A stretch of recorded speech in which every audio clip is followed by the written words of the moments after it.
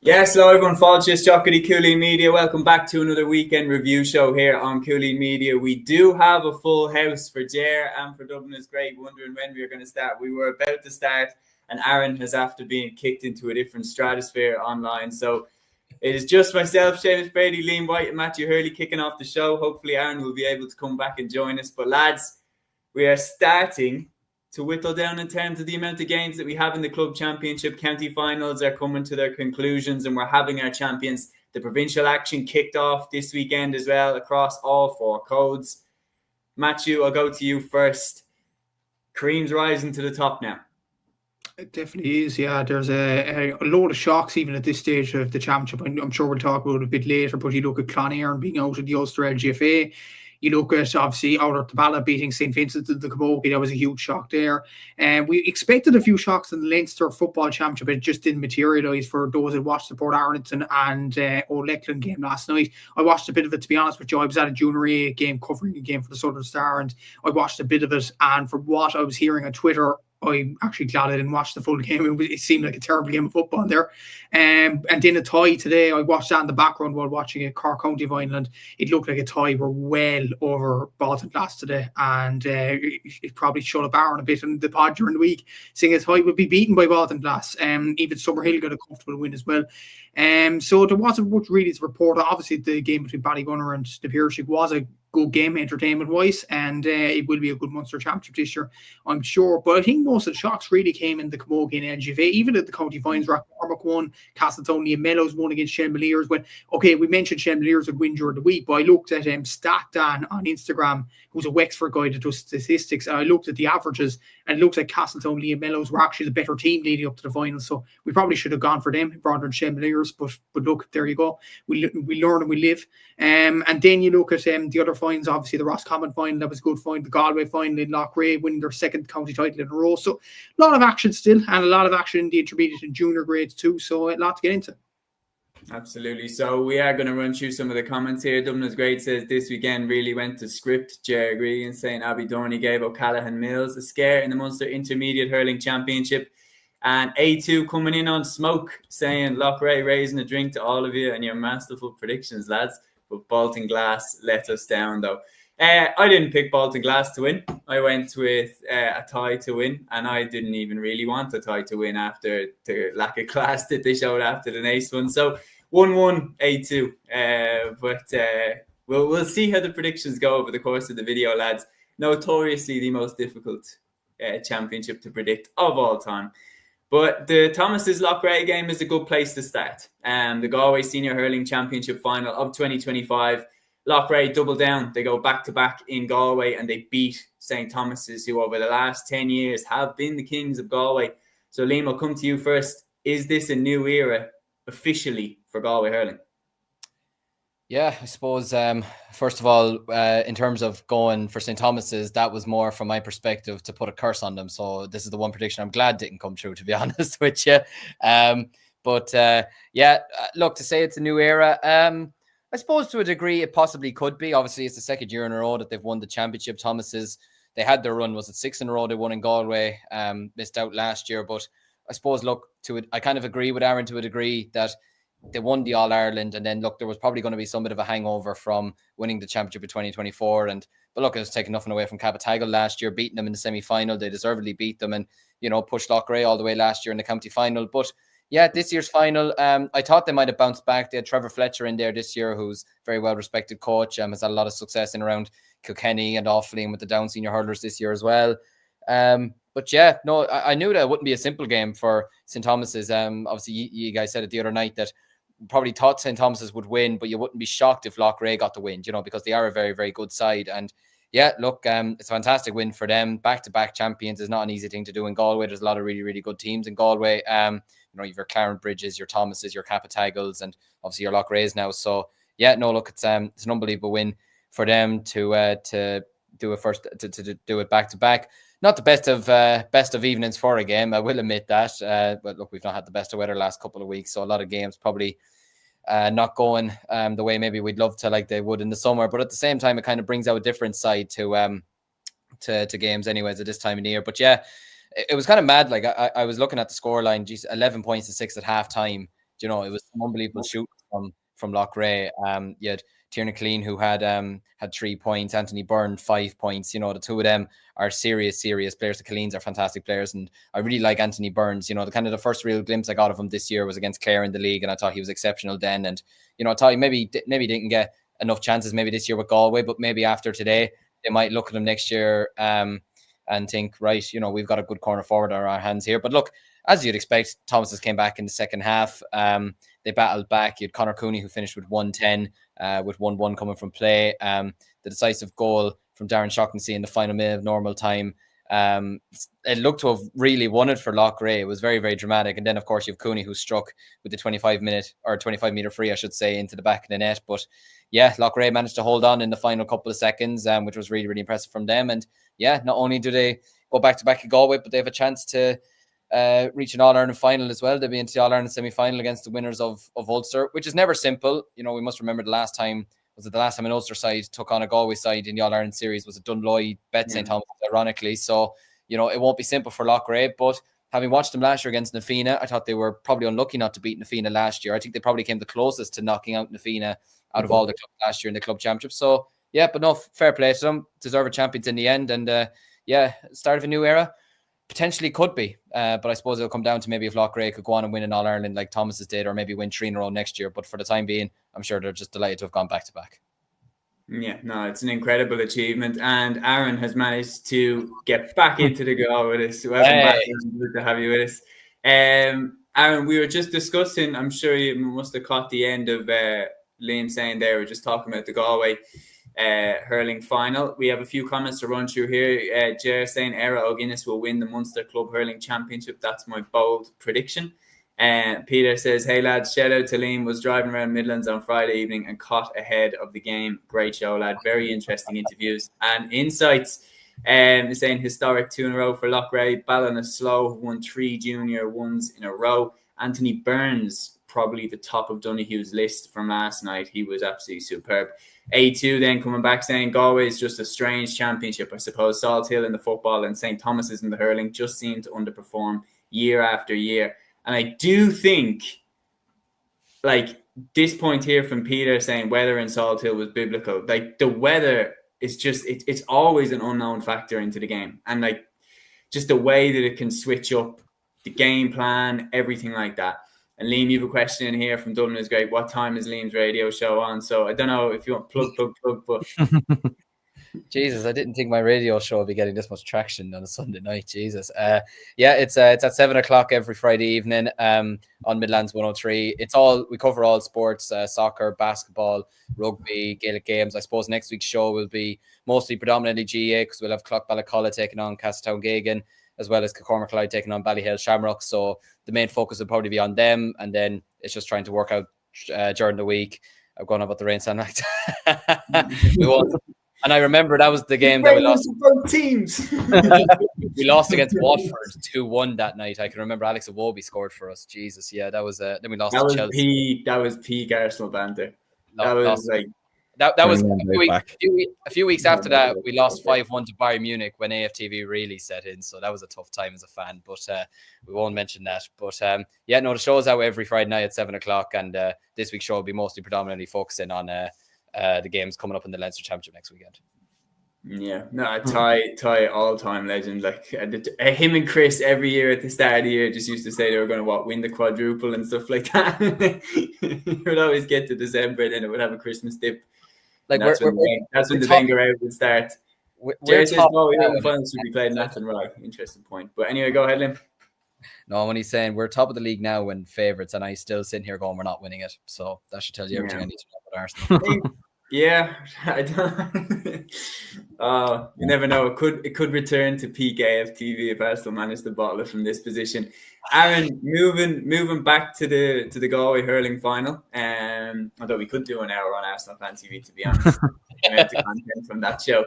But going back to the Galway hurling final between Loughrea and St. Thomas's. So an incredible win for Loughrea. Going back to back is a serious achievement. And now, as Liam touched on, they're only 1 game away from an All-Ireland final, only 2 games away from an All-Ireland title. How much of an advantage is that to have over the Munster teams, the Ulster teams, the Leinster teams? that they have to come through hell in the provincial championship to get to that semi-final. Is it a plus or a minus in terms of their chances of winning an All-Ireland? Depends really how they manage it, really. Like, it can be a plus, but we've also seen, like, remember St. Thomas a couple of years ago lost to Dunloy. So, do you know what I mean? And so, like, it definitely can happen. Like, you can have a huge gap there without, obviously, there'll be one of 4 teams that they can play. They'll probably narrow it down to maybe one, or, you know what I mean? Like Slot Neil or St. John's, maybe, like, not to be disrespectful to St. Satanta or the Down champions, but, you know, like, so they'll probably be able to narrow it down, but it'll be very hard to prepare for that type of a game. Obviously, going into Christmas as well, you know, and everything else, hard to sort of kind of keep up the attitude and the training wise and everything else. So depends how they manage it. You know, like, obviously they're in the semis last year, so they would have got a taste for it. They would have known sort of the preparation that was needed kind of going into the semis. This year's preparation will be a little bit different, but without question, it's a massive chance, because, like, St. Thomas, as we know, won 5 in a row in Galway, incredibly dominant. It lost out by a point. It was narrow. It was a very close game. You know, obviously St. Thomas got a late goal towards the end with Conor Cooney to maybe make it a little bit more closer than it was, but still, you know, still relatively close enough game. And St. Thomas are still a top team. They're not going to go anywhere. They're definitely going to still be back in the mix next year. So it's a massive opportunity, definitely, for Loughrea to get to an All-Ireland final and potentially win it. You know, if you get to a final, you're only one game away.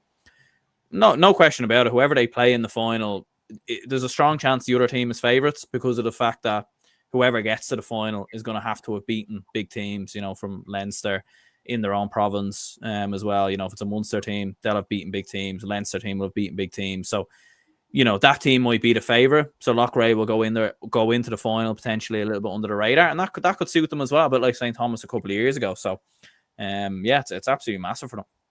Yeah, I think that's a good answer, because we've seen both sides of the coin over the last few years. We've seen how St. Thomas's caught Ballygunner cold in the semi-final in the year that they went on to win it, and we also saw how Thomas's themselves were caught on the hop by a brilliant Dunloy team who then pushed Ballyhale all the way. So it's worked both ways in the last few seasons for St. Thomas's. Obviously, Loughrea coming in a little bit different. They played against Na Fianna in the semi-final, and look, Na Fianna were brilliant last year. Like, they were deserving champions, and that thing that you can't really look at that and say, well, Loughrea were off the pace, because they were playing against a really, really good team. So it's really, really interesting to see how it will go this year. If they lose in the semi-final in back-to-back years, then maybe we can start having that conversation. Peter is saying here, lads, what's your take? Oh, Aaron's been booed again. Jesus, I didn't do that. But Peter says, lads, what's your take on letting Galway champs into Munster or Leinster? Maybe Leinster, like Galway seniors, 20s, etc. I think that's a very interesting point, Peter. The only thing is then is, how does the semi-finals work at that point? How can you work it? I wouldn't want to go into another round robin after the provincial chat. Like, I would not want that at all. It's an interesting one, but I don't think it happens. The only thing that I can think of is, the GA just need to invest in the counties in Connacht and try and get some clubs in Connacht that can compete with Galway clubs, because, like, a lot of people would say, like, oh, that's crazy, that's stupid and whatever. But when you look at, you know, Ulster heritage in hurling, you look at, like, the Down, Derry, Antrim are probably the 3 strongest counties in terms of hurling heritage up in Ulster. Yet Donegal have been making huge strides in terms of the levels that they're getting to. And over the next few years, Satanta will definitely, you know, stand their ground in the Ulster Championship this season, but they're only getting better as well. And I think that has to be the way that we're moving forward, to try and get Roscommon clubs stronger, to try and get Leitrim clubs stronger, Mayo clubs stronger, so that eventually maybe we can go back to a 4-province inter-county system as well. As much as I like having Galway and Antrim and Leinster, it shakes up the championship. But that should be the goal that we're trying to get back to, not just focus on what's at the top, but also improve everything underneath as well. Peter says, yeah, Galway final and champ could be staggered out a bit more. Dublin's Great says, I think it is a bad thing because the Galway champs come in untested. I wouldn't say untested. They have a huge test in the Galway final, but after that, yes, they are twiddling thumbs for a little while. I think Galway should move the final back a couple of weeks. I mean, that's probably, up until now, probably the fairest answer out the lot. But no question about it, Loughrea completing an incredible achievement this weekend, going back-to-back in Galway, and they will prove a difficult challenge for whoever has to come up against them in the remainder of the championship. They're only 2 games away from completing an All-Ireland title, and who would bet against them? So we're going to move on then, lads. After the Galway hurling final, we're going to move from hurling to football, and we're going to talk about the Roscommon Senior Football Championship final. Liam, do you want to hide for a few minutes while we talk about this one? I'll just piss off for 5 minutes. I've been Liam. Catch him on the Friday show. But Matthew, I'll go to you for this one first. St. Brigid's overcome Pádraig Pearse's after a replay. Talk me through this one, man. Yeah, it was a huge win for Brigids, and ironically enough, it was one of their kind of imports that did the damage in Conor Carlin goal. According to many match reports, he was the guy that saved them against a very, very good Pearse's side. Again, it was a very, very tight game, and I think when you look at the whole context of Connacht's, whoever would have won this Roscommon final, you would say they represent Roscommon very well, and they are a very, very good side. So like whoever was going to win, it was going to be well earned, and it was an excellent game of football between Pearse's and Brigids. Also, I can imagine Ben O'Carroll had a good day out as well for Brigids in the game as well. I'm trying to bring up the game in Scorpio, but apparently there's limited coverage on the Roscommon final. What's the issue there, lads? But anyway, you look at Ben O'Carroll, excellent performance from him. You look at Conor Carroll in goal, and you have some excellent players on the Brigid side. The likes of Brian Stack, who saved them the last day, and he was colossal again in this game. Obviously, the likes of Pierce Frost as well, who goes in under the radar a small bit in the back line. So look, Brigids utterly deserved the victory. They will be a brilliant opponent, obviously, for the likes of Ballygunner Stephenites or North London Shamrocks, whoever makes it to the semi-final. They will be going in as favourites for that. And even in the Connacht Championship, I'd imagine they'll go in as favourites. Look, Mike Cullen will be difficult, but they haven't had successful Connacht campaigns or successful All-Ireland campaigns as Brigids have. Like Mike Cullen haven't got to an All-Ireland final, Brigids have. So they have more of an experience. They've been more around the track than Mike Cullen have, to be fair. So I would say Brigids will go in as favourites in the Connacht Championship. But then again, it is a very, very tight championship to win. Who's to say Ballygunner Stephenites can't cause a shock? The Mayo fans might come at us and say that, okay, Ballygunner Stephenites might be underrated a small bit, and Brigids might be overrated and will cause a surprise here or there. But I still think Brigids are favourites. Might be eating my words, but I think Brigids are a very, very good side, and they will be certainly one of the favourites for Connacht, considering their past experiences of getting to All-Ireland finals and playing in Croke Park and things like that as well, and the players that they do possess. It is very, very good. Of course, Anthony Cunningham is the manager, who won a Connacht title with Roscommon. He is an excellent coach. So look, Brigids will be hard bet. They are a very, very good side, and they'll take on Connacht, whoever they come up against in the next few weeks. They definitely are going to take some stopping, Liam, because when we look back to when they won Roscommon last and when they won the Connacht Championship last and got to that All-Ireland final against Waddy Graham's Glen, they were in a good position in that game up until Conor Glass's won their goal. And once that goal went in, Glen took control of the game and managed to get over the line for an All-Ireland title. But that was a very young Brigids team. Brian Stack, Ben O'Carroll, they're now a couple of years older, a couple of years more experienced. Brigids should not be written off for the All-Ireland at all. Oh God, no. Like it's a big reason why I kind of predicted Pádraig Pearse's to even say win the Connacht title, because the Roscommon clubs always do well in the Connacht Championship, and they always give it a real good crack in the All-Ireland series as well when they do come out of it. And look, I'm not going to complain, because look, St. Brigids were fantastic. I'm not even disappointed with my prediction, to be fair, because like look, Pádraig Pearse, they at least got to the final and they pushed Brigids all the way. Look, the second half, Brigids were kind of well on top, and I kind of never really got the sense watching the second half that Pearse's would get the win, to be honest with you. I felt Brigids just kind of always had the little edge on them, to be quite honest with you, much like they did the first half, the first day. But yeah, look, but it has to be said, Conor Carroll, I saw the saves that he made. They were absolutely sensational. Like as a former goalkeeper myself, I'm a bit ashamed of the days that I used to be in goals looking at him, to be honest with you. But yeah, no, look, it's a fantastic win for them.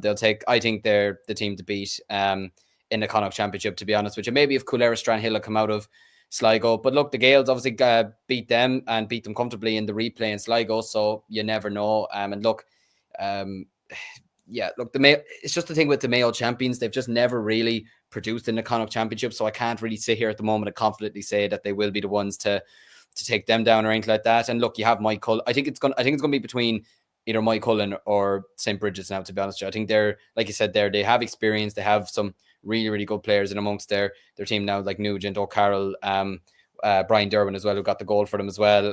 There's some really, really good players all across their team. And they have a bit of time now as well.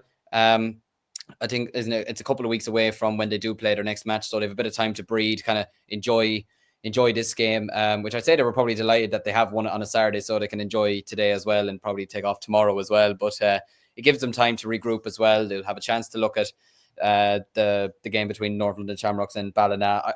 I feel Ballina probably should win that, but look, it's the club championship. Anything can happen. And it's ironic it's North London Shamrocks, and we started off this episode talking about Ty from Arsenal Fan TV. Maybe he's their coach. You never know. Look, I think they're going to take some serious beating in the Connacht Championship, to be honest with you. And to be honest, I think even seeing the way that they took down Pádraig Pearses, I don't see anyone beating them. I don't even see Mike Cullen beating them, to be honest with you. And one thing as well, though, I have to mention this. Like I mentioned Pierce Frost was playing in the defence for Brigids. He actually wasn't. He was injured for this game, and that's a main defender that was missing. So you still have players there that can step up. And one player I have to mention, Senan Kilbride, he got a point. He was playing Masters football a few weeks ago in Roscommon. Obviously hearing from Tommy Rooney in recent days. He's 40 years of age, and he scored a point. Like you can remember him doing so well for Roscommon seniors in the past, about 10 years ago or whatever. But for him to step up and put on a jersey and play for Pearses in the senior team at that age, we talk about old fellas doing it for their clubs. To do it at the highest level possible, to do it with a good side like Brigids as well, deserves a lot of credit. Yeah, that has to be said. I mean, you talk about Johnny Doyle and people like that. Senan Kilbride definitely belongs in that conversation after his performance this weekend for St. Brigids. Ger coming in with an interesting concept, lads. Have you ever thought about playing back predictions from earlier in the week before going on to the review show? I've thought about it, to be honest, but it would take a hell of a lot of work to stitch all that together to put in at the start just to humiliate ourselves. And then, on top of that, I mean, isn't that what A2 is for? To come in and remind us what predictions we got wrong?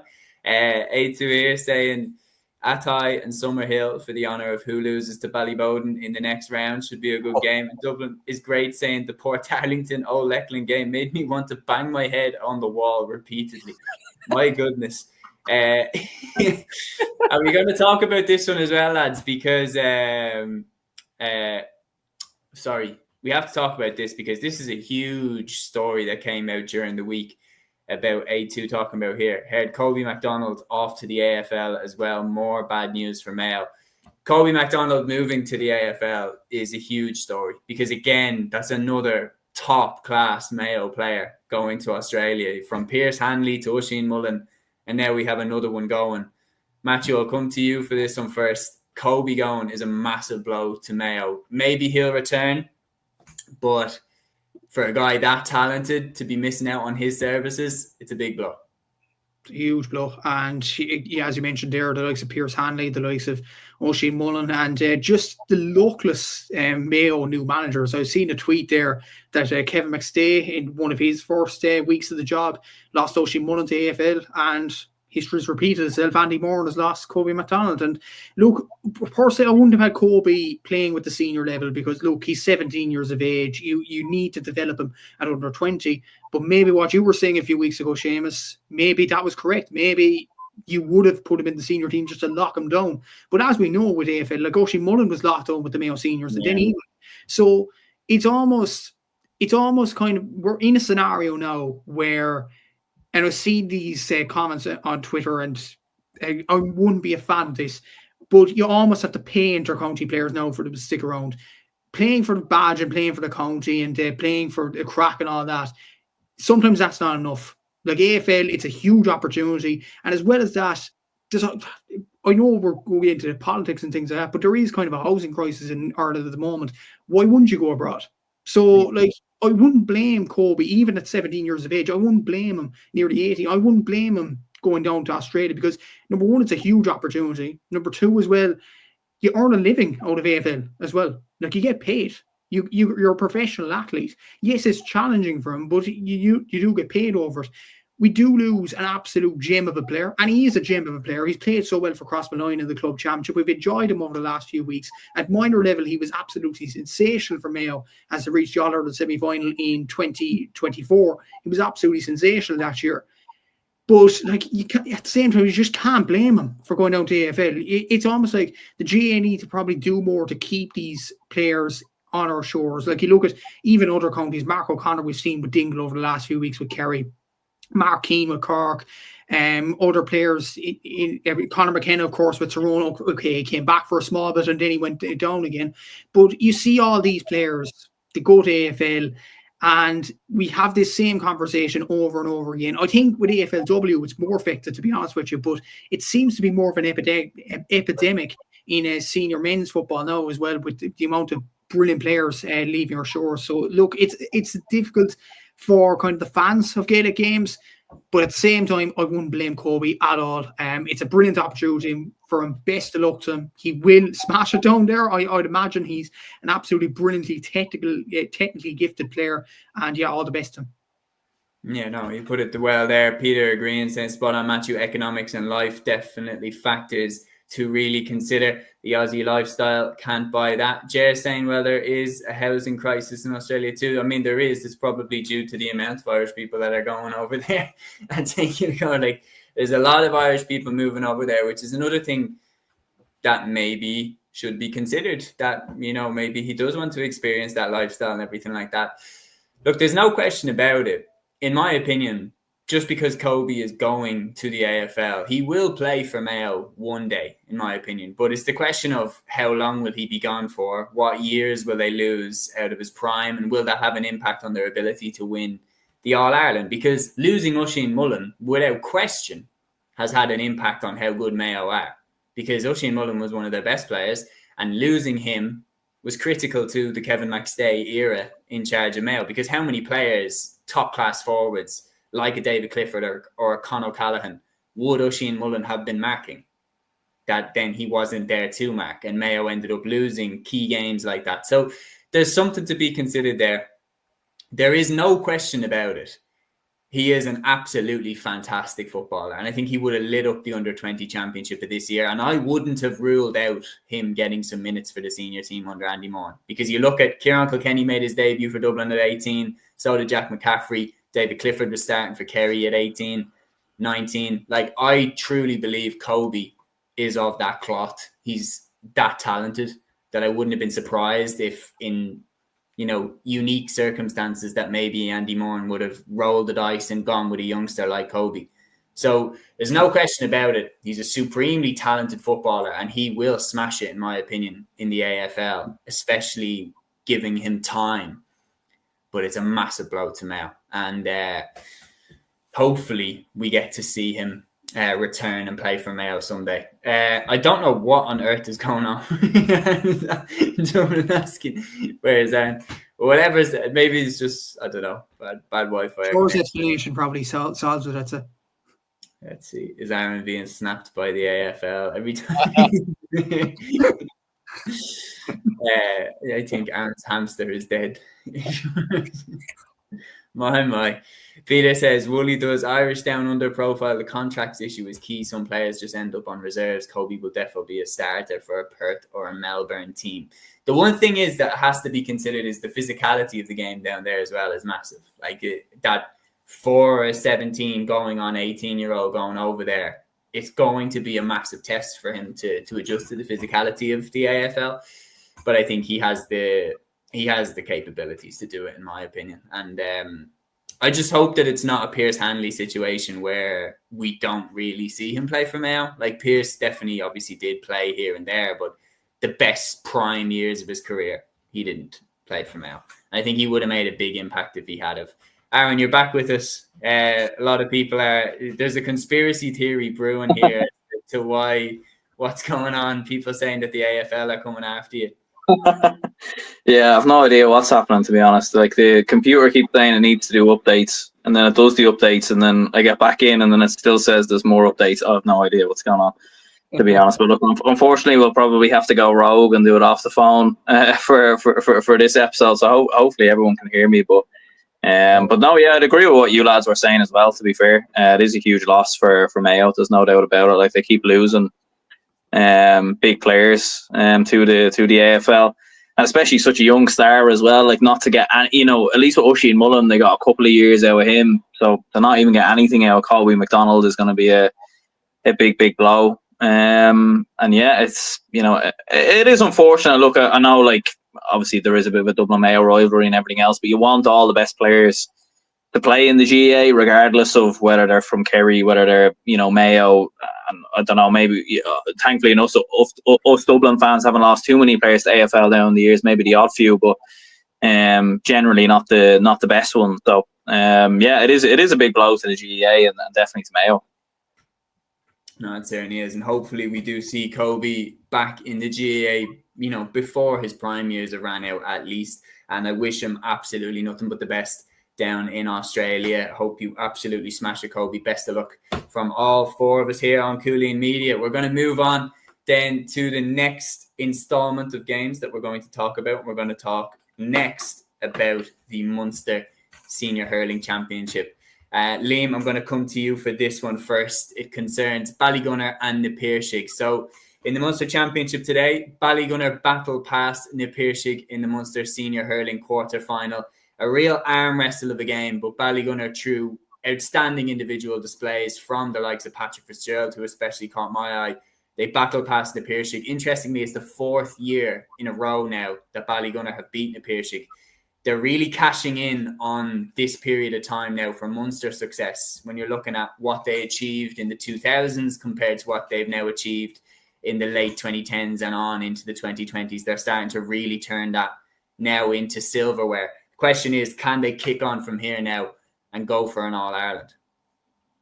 Oh, that's their ultimate aim, let's be honest. Like, I feel like Ballygunner have gotten to the point where, of course, look, you want to win your county championship, as every club in the country does. But I feel like Ballygunners has gotten to the point now where we don't judge them on winning the Waterford Championship. You judge them on winning, and even the Munster Championship, you judge them on winning the All-Ireland, to be honest with you. Because like, even with their 3 in a row in the Munster Championship before Sarsfields bet them last year, it almost felt like people still felt like they were underachieving, which is crazy to think that, they've had 13... was it or 12 in a row in Waterford, 3 Munster titles in a row and an All-Ireland, and yet we're still sitting here thinking they've underachieved, so maybe they're just victim of their own success to a degree, I don't know, but look, it's a strange one, first of all, that it's the 4th year in a row that they've gone to Limerick, to be honest with you. I find that one a small bit strange, because I thought it had to change. I'm only speaking from our own club perspective. Like, we had to play O'Loughlin Gales 2 years ago in Tullamore, but now we're going down to Kilkenny. So for me, that makes sense. So I don't understand. Maybe one of these can explain later. I don't know what the reason is that they're going down and why Limerick teams aren't going to Waterford. But regardless, look, it's a fantastic win for them. They were kind of in control in the first half, leading 8-5 at half time. Look, second half, look, it has to be said, I feel like Na Piarsaigh kind of shot themselves in the foot in a way, to be honest with you, because I felt it was a very even enough game, but they just missed a few too many frees, to be honest with you. Let too many chances go begging. Ballygunner's pressing, I have to say, I was very, very impressed with. They were hunting in packs and they were very calm on the ball as well, working the ball out from the back. And look, when they had to take their chances, they did. You had Desi Hutchinson finishing with 5 points, Patrick Fitzgerald with 4. Harry Ruddle, who was playing at wing back, really, really impressed me, finishing with 3 points. I think he got the man of the match on TG Cahir. So yeah, look, it's a great win for them. To go down to the Limerick champions like Na Piarsaigh, obviously the bet Doon last year, and beating Na Piarsaigh 2 years ago as well, and going down there and beating them again is a really, really impressive achievement. But you got to give credit to Na Piarsaigh as well. They put up a huge battle against them, especially with, having to go to extra time against Doon in the Limerick final there. What was it, 2 weeks ago? They really, really battled hard here. And look, they could have maybe snatched something in the end, but look, ultimately Ballygunner showed their experience. They showed their class. And they look forward now to a semi-final.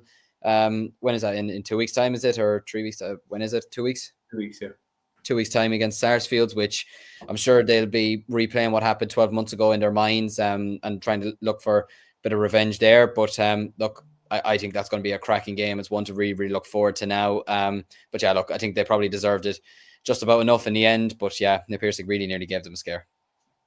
They absolutely did, and like the game was in the melting pot there, like going down the home stretch, and the question was asked of them and they had the answer. And there's no doubt when you think about the quality that is in that Ballygunner side, the winners that are in that Ballygunner side, they will be thinking about the 2-3 that Shane O'Regan scored in that game last year and how that put them to the sword. So they are going to have that playing on their head, exactly as Liam said. And it's going to be some game. It's going to be absolutely incredible.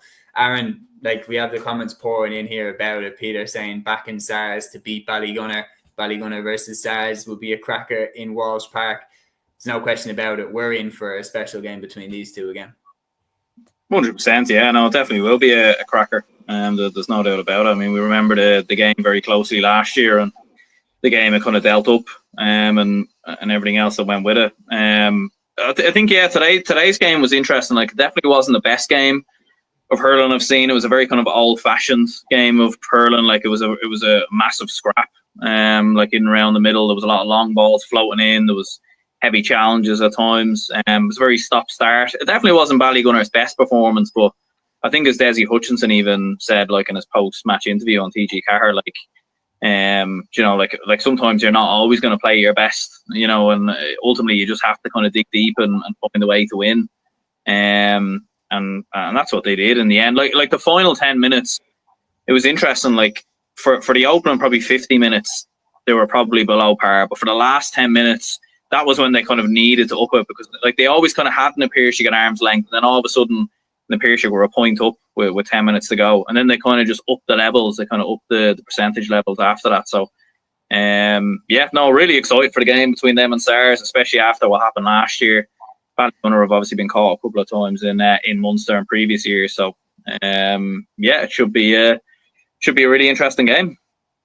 Yeah, definitely will be. Pádraig Lennon saying here, our lads yesterday were going for goals all day from the ball thrown in, and that cost us. That's why Brigids won. If they went for the points, it would have been a lot closer. Obviously, that's speaking from a Pádraig Pearce's point of view. A2 saying Ballygunner looked beatable, though the worry is that game will bring them forward a good bit, given the lack of competitive games the last few weeks. And Peter saying they are there for the taking. SARS will make hay. I think that game will do them the world of good, because when you consider how Mount Sion gave them no test at all in the Waterford final and Ballygunner racked up 235 at their ease, they needed this game. They needed a game where somebody really put it up to them, and now they're going to get another one against SARS, and that game is going to be something else. It's going to be an absolute cracker. It'll be fascinating to see if SARS can repeat the trick from last season, and that will establish a real change in the guard in Munster, because Ballygunner had a few golden years there. Or can Ballygunner get back on top once again? Fascinating to see. We're going to move on just after this comment from Pádraig saying, could we see Loughrea and Moycullen both win the All-Ireland? Very interesting. Loughrea, I mean, only 2 games away. Moycullen, I think, will have their work cut out getting out of Connacht, to be honest. I really believe that Brigids are going to win Connacht now. Dublin is great saying no. Just answered the question in 2 letters. Either way, we are going to move back to football now, and we're going to go to the Leinster Senior Football Championship preliminary quarterfinals, and we had 3 of these. Aaron, I'm going to come to you first for these. So we had a tie of Kildare beating Baltinglass of Wicklow quite easily, it has to be said. The second half performance, the third goal from James McGrath just absolutely, put a cap on it. There was absolutely no way back for Baltinglass after this. Summerhill of Meath also beat Kilo Young Emmets of Longford quite easily, 222 to 116 in that game. While on Saturday's game, Port Arlington kind of held Old Leckland at arm's length by the looks of things from match reports and everything like that. I didn't see the game myself, but 112 to 6 points. And just reading the comments there from the lads in the live chat there, it doesn't seem like there was much competitiveness put towards Port Arlington in that game.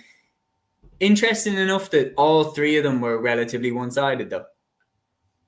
Yeah, absolutely. Like, I think we were definitely expecting some closer games. Obviously, I predicted Baltinglass to be a tie, so that was definitely a prediction that went pretty wayward. And to be fair, I have to say it as it is. A tie were absolutely brilliant. They were very, very good. They beat them to the sword. There was a couple of moments, like a couple of half chance for Baltinglass. Obviously, they had that goal chance towards the end of the first half to blaze over the bar. If they get that, it could be a different game. But a tie were brilliant. Kevin Feely was outstanding. James McGrath, as you said, Noel Kelly was very, very good. And it was a dominant performance from a tie. And look, I know everything that happened and everything kind of post-match, the Naas game. But when you look at matters on the pitch and when you look at the team, they are a very good team. They really, really are. You know, they beat Naas for a reason. So I know there was a comment there earlier saying that, you know, a tie will roll over against Ballyboden. I disagree, to be honest with you. Having looked at that performance and looked at what they did versus Naas, look, I don't think they'll beat Ballyboden. But I think that game could be closer than what we expect. Provided obviously a tie still have to win their semi-finals, I think, first, if that does happen. So, but yeah, in terms of the other games, Port Arlington, Old Lakeland, watched this on Saturday night. Yeah, it wasn't a great game. To be honest with you, there's probably better ways to spend your Saturday. With all due respect to both of those clubs, yeah, just I don't know. I remember a couple of years ago they had a Saturday night game, and again I think it was a Leinster club game, and it wasn't particularly brilliant. So it's probably just the timing and everything else, the weather, the conditions, just wasn't a particularly great game. Port Arlington were just comfortable, really. You know, they didn't have a huge lead, but they never looked like they were ever really going to get beat, to be honest. And yeah, Summerhill, Killow, I haven't seen too much of that reports or anything like that, but from keeping an eye on Score BO, it did look relatively comfortable. So yeah, three very handy results, and no real shocks, which probably isn't in line with what we've seen maybe in club championship so far this year. Yeah, I think when you look at the games, like, because coming into this game, what I was saying in the prediction, and one of the reasons why I went for a tie is because I was saying, look, if Naas had beaten a tie, we all would have picked Naas to beat Baltinglass, and I was going to give a tie the respect that they were due for beating, you know, the Kings of Kildare and everything like that, and taking the crown off them. And they looked really, really good. And the thing is, when you look at Summerhill, some of the players that they have, the likes of Owen Frayne, when you look at, you know, a tie, some of the players they have, the likes of Kevin Feely, James McGrath is one that really stood out to me as well. At county level this year, we saw a changing of the guard where Dublin were finally dethroned. And the Dublin clubs have had dominance over the Leinster Championship over the last few years. Liam, could we see, and don't be biased, could we see a changing of the guard in Leinster this year? We possibly could. I suppose, look, it's kind of the same with like Naas being knocked out in Kildare and a tie going through. I feel like a lot of people are looking at Ballyboden because it's not maybe Kilmacud Crokes and thinking, oh, this is a free shot now or whatever. But like at the end of the day, you got to give still respect to Ballyboden for winning the Dublin Championship, which is not an easy thing to do. And it would have been the same if Nafina had won it. You know, you're taken down. And I say a lot of people would have seen Cúilín that way last year, thinking, okay, they've won the Dublin Championship. They're happy now. You know, they're easily beatable this year or whatever. And then, you know, they win and won the Leinster Championship. They win and won the All-Ireland, you know, and like I know the scoreline in the end was a lot closer in the final between them and Eric O'Kieran, but you saw the football they played in that first half and they were absolutely sensational. So look, for me, I still think whoever comes out of any county, you have to respect them, especially with the club championship, because the club championship is the most unpredictable. It's like the championship in England, you know, it's so unpredictable every single year. You know, you don't know what's going to happen. The team that you think is going to do well falls short, and the team that you have no expectations for comes up and wins all the goods. So I think, look, you have some good teams there. Look, I was keeping up to date with the Summerhill game. They were struggling in the first half. Kiloo were really putting up against them. I think they were 10 to 7 points up at one stage. I think around 25 minutes into the game. But once Summerhill came out in the second half, they really, really pushed it on. And when you have players in your team like Owen Frayne, who I rate very, very highly, especially after seeing him a lot more closely this year with Meath, you know, Summerhill would be right up there. You have a tie who, like you mentioned there, they knocked out Naas, so they definitely deserve the respect from that perspective that, you know, they can be a challenger for the Leinster Championship. And then you have the Downs, who have Luke Loughlin, who at the moment is playing probably the best football of his career, you know, and if he could drive them forward, then you just never know. They got to the final in 2022 in Leinster, so they're going to be a big team. Port Arlington, even speaking to Ronan Coffey last week or during the week for this game, he said himself that they didn't just let themselves down last year, they let the county of Laois down last year in the way they went out, so they were definitely looking to put that right. And look, truth is, I saw the first half yesterday before I watched some of the Galway final. It wasn't a great match, I'll admit that. But look, Port Arlington won't care one bit. They got the win and they won convincingly, which I know Pat Rowe will take a lot from that. They have a good, solid defence. I mean, they've conceded 13 points in their last 2 games overall, which is really, really impressive, especially at this time of the year. You need a crucial defence. But But yeah, no, look, I think it's going to be very interesting next couple of weeks. It's definitely open. I will say that it's definitely open. But I think until a team actually takes out Ballyboden, St. Enda's, and actually maybe even puts out maybe even a bit of a statement, like I don't think the Wexford champions will beat Ballyboden. I think they'll get past that. But if one of the Downs or say Tullamore could take them down in Mullingar or Tullamore and beat them maybe convincingly, you could maybe start talking, maybe not even power shift, but you could maybe start looking at it thinking, okay, is there a bit of a changing of the guard? But I feel like you'd want to maybe see that next year, the same way we're talking about Loughrea taking over in Galway, because they've done it back-to-back years maybe. Well, that's it. Part of it for me is that you're looking at Ballyboden's fixtures, and I'm just saying that in my opinion, they will get past Castletown, and then I think that they will shade whoever comes out in that semi-final, be it Tullamore, be it the Downs. I think they'll still shade it. I think if they were to face a tie, potentially in a tie, or Summerhill in Summerhill, I think that could have been a game where maybe Bowden would be turned over. But I think regardless, then you go into a final in Croke Park. I think you have to make Bowden's favourites for that. Now, I do think a tie have the players to trouble them, and so do Summerhill. Summerhill have the forward line to trouble them, obviously spearheaded by Owen Friend, but I would still back Bowden to win Leinster at this stage. But the one thing that we're seeing in the club championship is just when you think that this team is going pretty good, they lose their next game until we come on to the ever-presence like the Kilkerran, Clonburns and stuff like that, which we'll touch on in a bit as well. But sticking with Saturday, Matthew, I'm going to come to you next for this one. The Ulster Senior Football Championship preliminary quarter-final. On the last episode, we were talking about Sean O'Leary, Newbridge and Derry and how they're going under the radar now, back-to-back Derry champions. Could be an outside bet to win Ulster. They've done themselves no harm in terms of that, expectation that we have for them. An impressive 6-point win over Dunloy of Antrim, who have caused problems. Like the Antrim champions, I know not Dunloy specifically, but the Antrim champions have been a bump on the road for people in the past. Sean O'Leary's Newbridge passed this test with flying colours. You would say with flying colours, look at the full-time scoreline, but apparently after 40 minutes, Dunloy were 10 points to 8 up. And then Callum McGrogan, the wing-back, gets a goal for Sean O'Leary's Newbridge to make it 1-8 to 10 points. Sean Elliott then levelled us to make it 1-8 to 11 points. That was Dunloy's last score of the game at 48 minutes. And then Sean O'Leary's Newbridge got 4 scores and they ended up winning comfortably. Mark Doherty getting a point, Conlon McGrogan and Oisin Doherty getting a 2-pointer each. And then Oisin Doherty finishing it off with a free at the very end of the game. So looking at that, Dunloy really put it up to Sean O'Leary's Newbridge. They were ahead at half-time in this game. So you have to give Dunloy a lot of credit. And Antrim football must have been proud of Dunloy's effort, considering they were first-time champions in 89 years.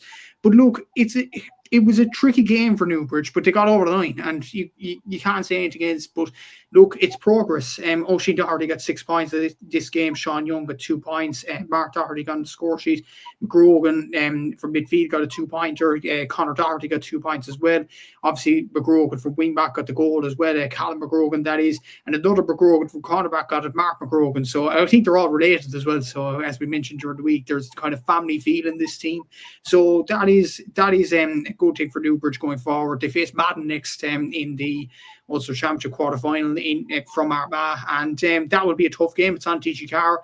You'd make Newbridge probably favourites, considering Newbridge have a score settle number 1 with Armagh teams having been knocked out by Clonairon last year, and number 2, they're more experienced in the Ulster Championship campaign rather than Madden. Madden's probably kind of a fairy tale story with the Grimleys and things like that. But Newbridge, I do feel like they are a very, very good operative side. They are a very good side, in fairness. They know how to navigate Ulster Championships. Yes, they lost last year, but that defeat to Clonairon kind of will stand to them. They are a very, very good side. And Keelan Malloy for Dunloy, to be fair, this game deserves a lot of credit. He got 6 points. Sean Elliott, as I mentioned there, got 1 point. Both Antrim hurlers, as well as that, Ryan McGarry's an Antrim hurler. He got 1 point from centre back.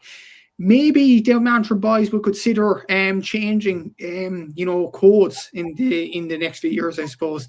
You look at Ryan McGarry there, Keelan Malloy, Sean Elliott, like they're very, very good players. And yeah, it happened again. Aaron's got booted off the pod. I don't know how that happens. His phone is overheating. Yeah, no, Aaron's phone is after going on him. Sorry, Max.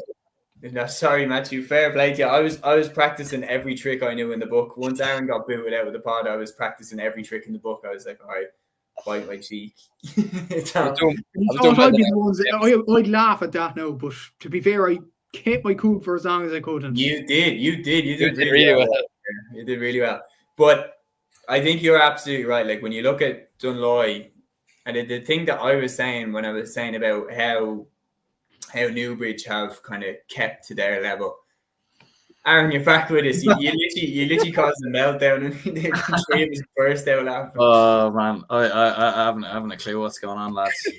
The phone is overheating now and is going to blow up. So I don't know what's going on. I could be gone in a couple of minutes again. So we'll see. But you know what? It's unbelievable, and I cannot believe this. Every time I've thrown the question to you, you've lasted. Like, and then the minute that you're done your point, that's when you get booted out. Like, it's like the people that are kicking you are being polite. I don't want to interrupt the episode. I'm like Chris Camaro over here or something. I don't know. I don't know, Jeff. I actually seen someone did a Halloween costume with that. It was one of the best Halloween costumes I've ever seen. But yeah, Matthew, just to bring it back to Sean O'Leary Newbridge, what I was saying when I was saying about how that they've done their status as, you know, an outside shot for Ulster. They've done that no harm in this game is people that are not just kind of casually observing the club championship. They don't understand. I feel like they don't understand how tough Dunloy would be to beat and how, you know, grinding that game would be. And the fact that going down the home stretch, Sean O'Leary Newbridge just took over that going down the home stretch and finished really strong. And that's the time that matters. That's the time when your mettle is being tested. And there's no question about it. The way that they won, they didn't blow Dunloy out of the water by 10 points, 15 points. They won low-key enough, but still impressive when you look into it. And in my opinion, it's not like they've gone out there and beat them by 20 points and announced themselves as the team to watch. They will go under the radar, but I feel like Kilmacud, your Scottstowns, they're going to have to be wide awake to the threat that Sean O'Leary Newbridge will bring. And I think that they absolutely are to be taken serious. Peter coming in saying Aaron like Leonard Nimoy in The Simpsons when he just vanished. Very cool from Peter. Very good. You're going to set us all off laughing again. We're going to move on the pod. Aaron, I will come to you next for this one. Just going to give a big shout to the Leitrim champions Cúilín, who beat Carrick by 210 to 110 in the Leitrim Senior Hurling Final that was on Saturday, and to Clonmel Commercials, who beat Upper Church John Bain by a goal of 9 to 8 points. But Aaron, where I'd say your Munster predictions, your heart was in your mouth when you saw Newcastle West taken to extra time by Father Casey's in the Limerick semi-final, but they're through. They win 216 to 14 points. They will face Mungret St. Paul's, who beat Adair 17 points to 113 in the final. How are you feeling now heading into that game? Yeah, like Newcastle West, to be fair, they've been quite ropey at times through Limerick. Like I think they had a couple of draws earlier in the year, and now they've gone and needed extra time. Kind of a weird one. Like they won quite comfortably in the end. So when you look at the final score, you probably think it was quite comfortable, but it definitely wasn't that at all. It definitely went down to the wire. In fairness, like even looking at it here, like Emmett Richter, he scored 1-5. Ian Corbett 1-2 as well. So both of those goals obviously coming in extra time. So yeah, huge from a Newcastle West perspective to get over the line. But look, there's no question about it. Who is it they're playing in the final again? Mungret St. Paul's. Mungret St. Paul's. Look, they'll definitely take confidence as well from the fact that Newcastle West haven't been flawless. You know what I mean? So they'll definitely take confidence as well. And I think, like, if you're looking at it, although I did predict Newcastle West earlier in the year, I think if I'm being honest, I'd be very surprised if they did come through Munster at this stage. If they were to come through, I think the side of the draw that they're on as well, I think they would have to beat Dingle and then possibly the Cork champions. So yeah, I think it probably was a prediction that won't happen. But if it does happen, what can I say? You know what I mean? Yeah, I'm straight back to the TikTok comments if that comes true. Yeah, 100%. But yeah, I would say that they're like an outside shot, but I still think it's going to come from either Dingle or St. Finbarrs. I think that's Éire Óg Guinness. I think have been are definitely to be taken serious. But I think Jared there even saying that Éire Óg is for the Munster hurling, I think they're spinning a lot of plates, and we've seen it with Loughrea Castleiney as well, that like once you win both, it's very taxing to go for a run in the Munster Championship in both codes. It's very, very difficult. And I think there's a reason why we haven't seen really anybody win provincial titles at club level in both. Like that would be just an absolutely insane achievement if somebody were to do it. But we're going to move then. I'm going to give a county final each to you two lads. Matthew, I'll start with you first. The Waterford Senior Football Championship final. That saw Rathgormack beat Denair by 112 to 110. Rathgormack now quietly have put 3 in a row in the Daisha. Yeah, and Rathgormack really pushed Dr. Crokes all the way in the Munster semi-final last year. Yes, a low-scoring game, 9 points to 8 that day, but you have to take Rathgormack seriously. In fairness, they do have some absolutely excellent players in their team, like the likes of the Curry brothers. They seem like a very good team in Waterford, and they seem like a team that will take a lot of confidence after this win over Denair. Jason Curry got 110 in this game. You look at Michael Curry got a point for midfield in this game as well. Conor Murray, who I really rate as Waterford senior, he got a point at corner forward. Billy Power got a point as well in this game. James Power got 2 points. Glenn Power had a brilliant performance at wing back. He got 3 points in this game, and obviously a brilliant cornerback performance from Willie Hallisey as well. Got a point in this game, and it was a good display from Rathgormack nearly all the way through. But it was very tight. Like the Denair did level it right at the end through Dermot Ryan to make it 110 apiece on 59 minutes. But then Billy Power and Willie Hallisey got the last 2 points to see it for Rathgormack in this game in stoppage time. So a very good win for Rathgormack in the end of this game. They were 1-5 to 1-4 up in this game. Yes, it was tight all the way through. Denair, you can't expect anything else from them. They are a very good side in Waterford football circles.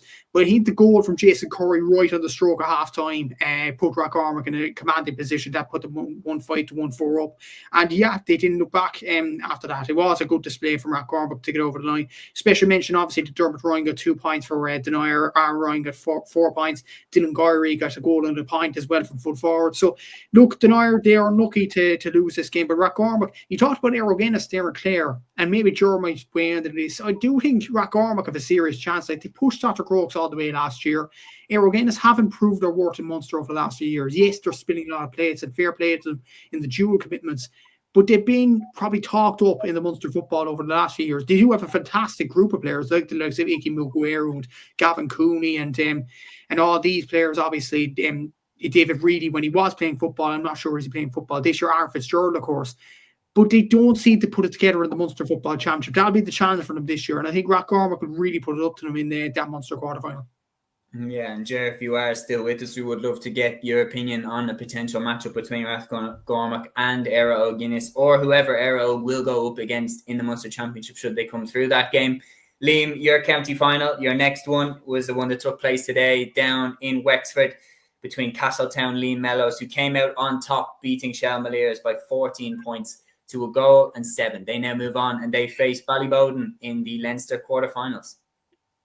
Yeah, it's hilarious. We have Wexford taking on Dublin in the provincial championship in hurling and football, so that'll make it very, very interesting. But yeah, look, will they do a double header? Will they fuck? Not a chance. No, look, it's a great win for Castletown to retain the title. You know, it's a great achievement to go back to back. It's the real sign of a top class team, to be honest with you. Taking down Shelmaliers, who like they're a great dual club themselves, to be fair, or they have been over the last number of years. So yeah, no, great credit to them. They inside the first 11 minutes they were fairly comfortable. They were leading 4 points to no score.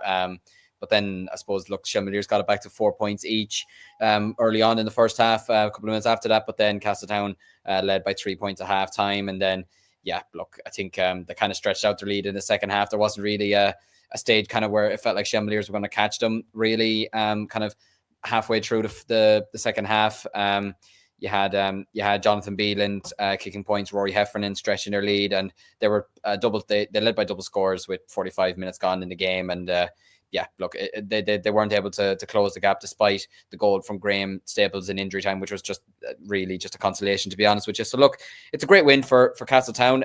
Look, do I think they'll beat Ballyboden? Look, it's the club championship. There's always a chance, but I just feel like maybe they might not have enough against Ballyboden, even though they will have the home advantage. Like you said, I think it'll be a great to see it being a double header, but obviously that's just not going to happen.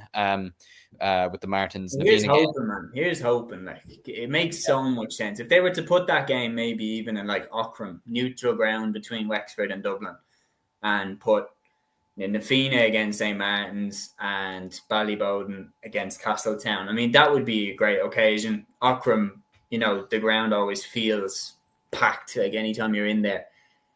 That would be an amazing occasion, but it probably just won't happen. And I don't understand, because I'm looking at it going, what could possibly be the reason that can't happen? Like, maybe just the championships are finished. Yeah, I suppose I was about to say maybe with given that, say, the Wexford Championship was only just finished today, whatever. But then, like, they set out these fixtures. Like I'll be honest with you now. I've known we've had to play the Kilkenny champions or the Offaly champions have had to play the Kilkenny champions since about February, March. Like, they set these fixtures out early on in the year. So you are actually thinking, you know what? If you're setting them out that early on in the year, there maybe is potentially room to maybe make it a double header. But look, I suppose, maybe it's a story for another day. I don't know. But yeah, it's definitely something that they could potentially look at in the future, maybe. I hope they can. I really, really hope they can, because things can be moved around last minute. We've seen it happen multiple times. Things can be moved when pitches get called off and everything like that. So let's hope that we can make a double header here, because that would be a really cool occasion for both counties. And it would give the opportunity then for, Dublin fans and Wexford fans to go and see the two champions go up against their opponents in the provincial championship. But sticking with action that took place on Sunday, when we were looking for potential giant killings, we eyed up this game, Kilmacud Crokes against Dunshaughlin in the Leinster Senior LGFA Semi Final, because Kilmacud Crokes have been perennial All-Ireland contenders in the All-Ireland LGFA Club Championship. We looked at Dunshaughlin with some of the talent that they have, the likes of Niamh Gallagly, players like that, Maeve Byrne as well. And we thought maybe Dunshaughlin could be the ones to dethrone them in Leinster. Not even close. Kilmacud Crokes 2-9, Dunshaughlin 5 points. And then on the other side, Tinahely of Wicklow beat Milltown of Westmeath 3-9 to 10 points. Tinahely will face Kilmacud in the final. Liam, I'll come to you for this one.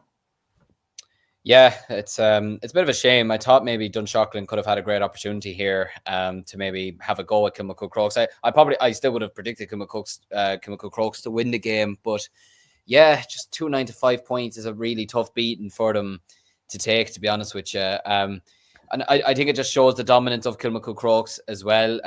Look, maybe if Sylvester's had won the Dublin Championship, maybe it could have been a lot closer of a game. That's probably the one thing you could say about, the teams that maybe do take down the Giants in a respective county, that they might win the next round.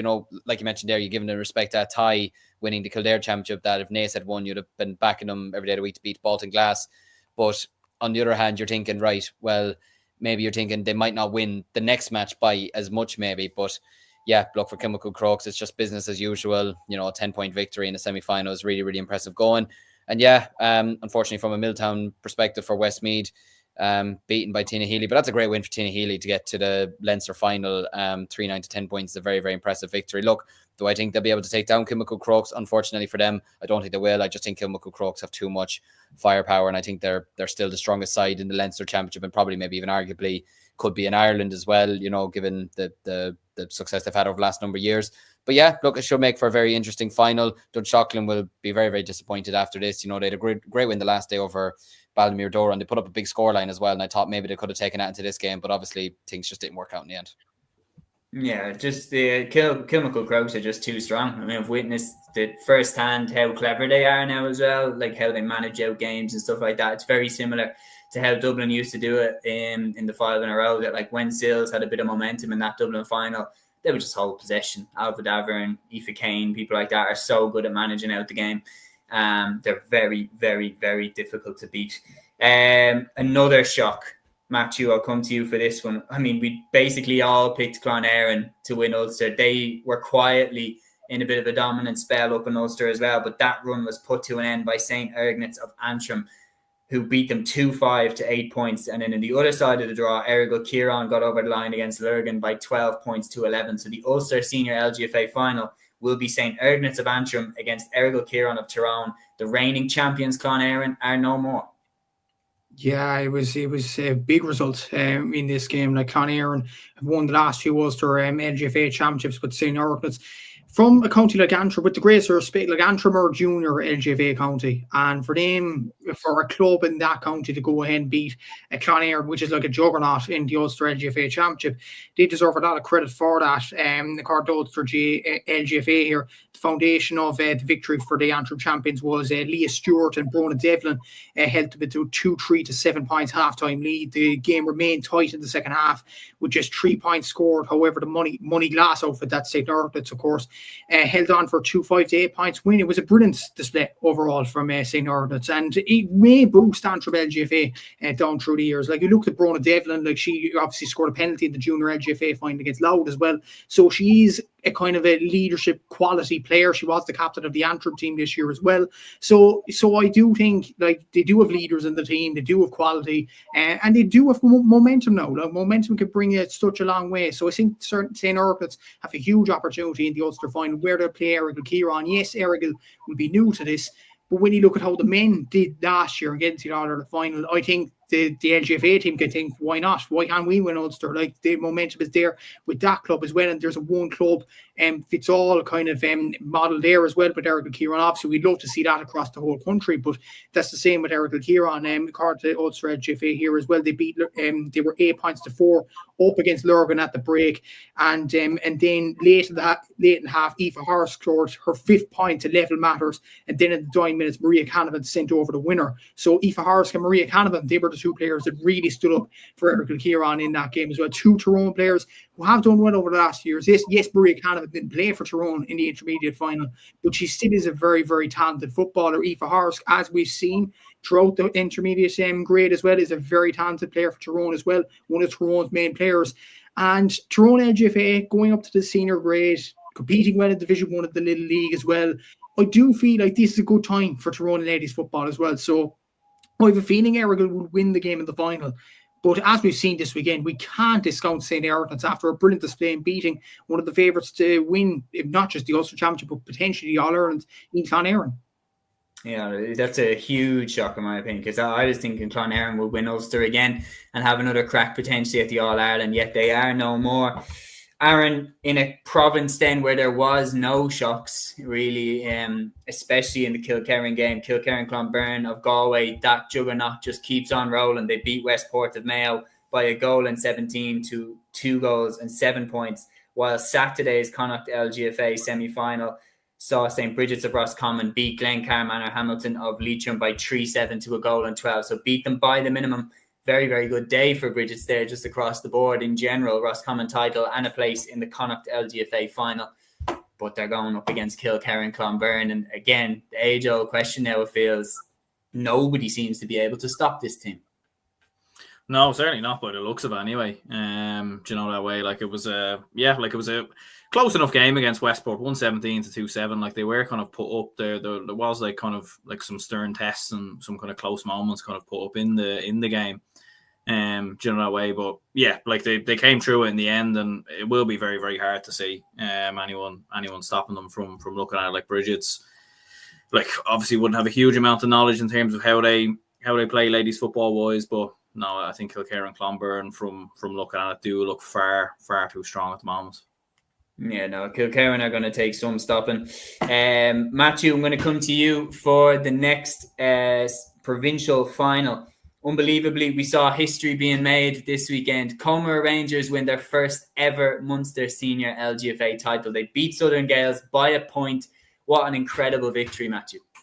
Yeah, it's a brilliant victory for Comer, and may I say well done to Mr. Prendergast for predicting Comer Rangers to win the Munster Championship. It was a brilliant win for them, in fairness, over a decent Southern Gales side who not just only had Schaefer O'Shea in their team, but they also had Anna Galvin, Marianne Bulger, and Rachel Dwyer as their captain. So that's like a bulk of the Kerry team who were competitive for All-Irelands in the last few years. So they deserve a lot of credit for that in getting over the line. And Comer built up a very good half-time lead in this game.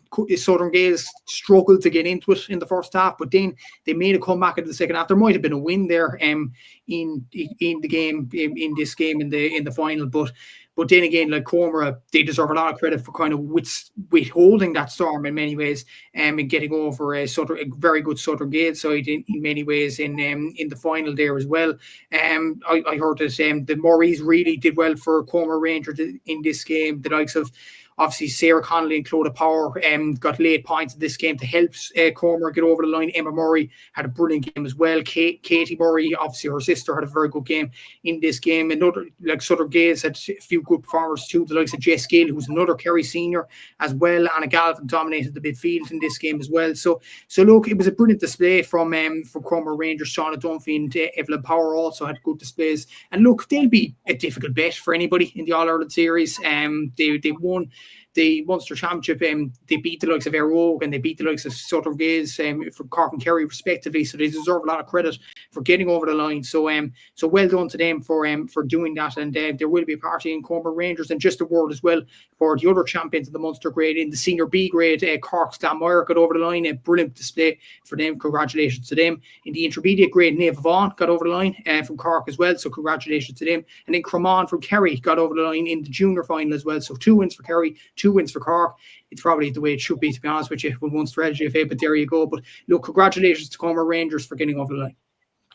Oh, they were absolutely brilliant. And like, to be honest, to double down first of all and to firmly take the crown off Ballymacarbry and Waterford, who had achieved over 40 titles in a row, and to take it off them last year and then to beat them the way that they did this year in the Waterford final really stamped their authority on the championship, that now the Waterford LGFA Championship is in a bit of a new era. And to go from there and to win your first ever Munster title after falling short in the final last year. They're in now with the Sharks. There's no question. The Kilmacud Crokes, who I think are going to come out of Leinster. Kilkerran Clonburness, who I think is going to come out of Connacht. It'll be fascinating to see who now is going to come out of Ulster, now that Clonairon especially have been knocked out. But it's going to be really interesting to see how they get on from here. And can anybody take the crown off Kilkerran? And if it's not going to be Kilmacud, then can one of the teams that are in this stage for the first time really in recent history do it? It's going to be very interesting to see. We are now going to switch over to Camogie. If we want to talk about crazy results, lads, we have one right here for us. We predicted that St. Vincent's would be right there or thereabouts. I predicted Dixborough to win Leinster and to win the All-Ireland. St. Vincent's was another, heavily fancied pick by a lot of people, including some of ourselves, to win the Leinster Championship. They are now out, unbelievably. They lost to, apologies, let me get it up. They lost to Outlet de Bala of Wexford. So Outlet de Bala 2-17, St. Vincent's 3 goals and 5 points. St. Vincent's, who have won 2 out of the last 3 Leinster championships, are now out of the championship. And in the other side of the draw, Dixborough of Kilkenny, they beat Beer of Offaly by 3-17 to 4 points. Unbelievable to see St. Vincent's knocked out and to see the scoreline there where it doesn't even look like it was particularly close. That's a huge statement for Outlet de Bala, because that St. Vincent's team is a really, really good team. The likes of Ashland Marr, Emma O'Byrne, it's a very solid Vincent side. For Outlet to beat them like that, what a final we now have on our hands between Outlet and Dixborough. Liam, we'll come to you first for this. Yeah, and I was covering the Dixborough Burr game today in Burr, and yeah, look, it'd be fair to say that it kind of felt more like a training session for Dixborough, to be honest with you. And it's no disrespect to Burr. Look, they are a good team themselves. They have some good players in their team. Look, the likes of Roisin Kinsella really, really tried her best today at centre back, and she's a tough bit of stuff, but it just wasn't to be for her, unfortunately. Sarah Harding, who got a hat trick in the Offaly final. Ironically, she only touched the ball twice in the game because they had a sweeper playing Dixborough and the ball just never got to her. But ironically, she won 2 frees. So maybe if they got the ball to her more, she could have caused a bit of damage in there. But no, look, regardless, it was very, very easy for Dixborough, to be honest with you, all across the 60 minutes, to be honest with you. But they were really, really impressive. Some of the hurling that they played. They've Aoife Prendergast in midfield, who was very, very good on the frees. Orla Henrik got 1-4. Rachel Dowling got 1-3. She was really, really impressive in the first half. She took her goal really, really well. Amy Clifford as well had a solid game. I thought their centre back as well. It was Caoimhe Dowling. Sorry, Ciara Phelan was wing back. Was absolutely fantastic as well. So look, great win for them. I think Burr only scored 1 point from play, if I'm not mistaken. Let me just get it up here. Oh no, they got two from play, but yeah, 2 from play over the course of 60 minutes. So really, really impressive from Dixborough. And from an Urlach to Bala perspective, yeah, look, that's an unbelievable victory to take down St. Vincent's. And like you said there, the scoreline there, when you read it out loud, it really makes it look like that it wasn't close at all. So yeah, it should be a very interesting final to look forward to. I still would fancy Dixborough to win it. I just thought some of the hurling that they were playing today was absolutely fantastic, and their movement and their reading of the game is really, really impressive. Obviously, look, I didn't see the Urlach game, so I can't judge on how well they did play against Vincent's to that degree. But for me, I think off the top of my head, I think I backed Dixborough to win the Leinster Championship, or even if I didn't, I'd certainly be backing them now to win it. I think they were very, very impressive today. There's no question about it. Like, Owlert are very, very recently All-Ireland champions. Like, they've flown under the radar now because of the recent success of St. Vincent's, of Dixborough.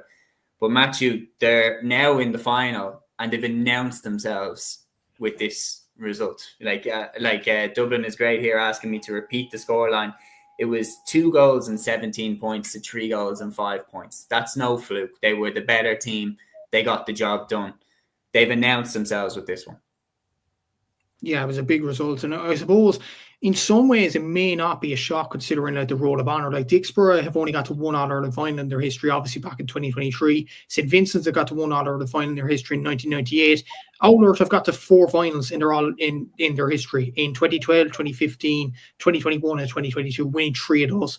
So they do have a lot of history in it. Yes, the likes of Ursula Jacob, probably the most known player in that club, is not there anymore, and a lot of people might be dismissing them because of that, but they do have some decent players, Owlert, including the joint captains of the team, and Miro Dowd is a very good fullback in this team, and the likes of Shelly Keogh, who I'm sure had a very good game today. Una Lacey's another experienced player. She's still hanging about at full forward.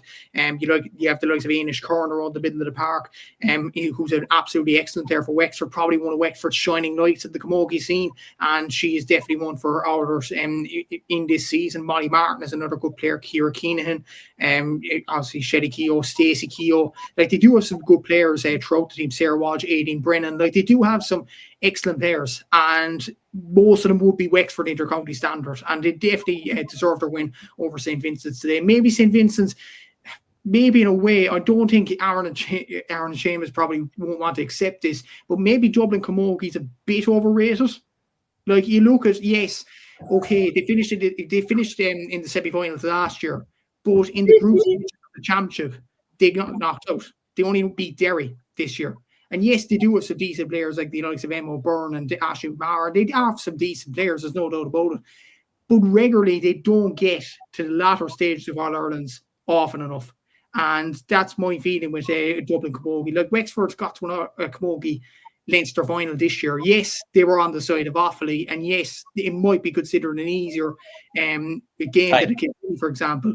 But like, Wexford still have that baggage in there, no doubt about it. They still have All-Irelands to fall back on, whereas Dublin Camogie in recent seasons, they don't have it as of yet. And St. Vincent's, as I mentioned there, one of the most successful Dublin Camogie clubs, have reached 1 All-Ireland final in their history back in the 90s. So I feel like Kilkenny, Wexford, the Munster counties, Galway, they might be further the development line at this stage than Dublin are. Now that's what you call a late stoppage in the UFC. No. In all seriousness, you do make your points well. The one counteract that I would have to it is the fact that Vincent's have won 2 of the last 3 in Leinster. They have beaten the Kilkenny champions. They have beaten the Wexford champions. And you are right, at county level, we don't match up to what Kilkenny have done, what Cork have done, what Galway have done in the last few years. But in terms of history, we do have a strong history. Just over the last few years, we have dropped off the boil. But like, if we're talking Camogie heritage, Dublin is really strong. You know, if you go back to the Kathleen Mills days and everything like that. But in terms of like the modern era, the win over Kilkenny last year, that was the first win in a long time that made me be like, holy shit, like I wasn't expecting us to win that game. We tend to go a certain way, but I think we are getting better. It's just a pity, obviously, the recent managerial change and everything like that. We need a bit of stability and we need to build more going forward. But I think this result was a bit of a surprise. Not that Owlert won, but the fact that it was comfortable. I think that's what surprises me. I didn't think that it would go like that. Vincent's looked really good in that final where they beat Luke and Sarsfields.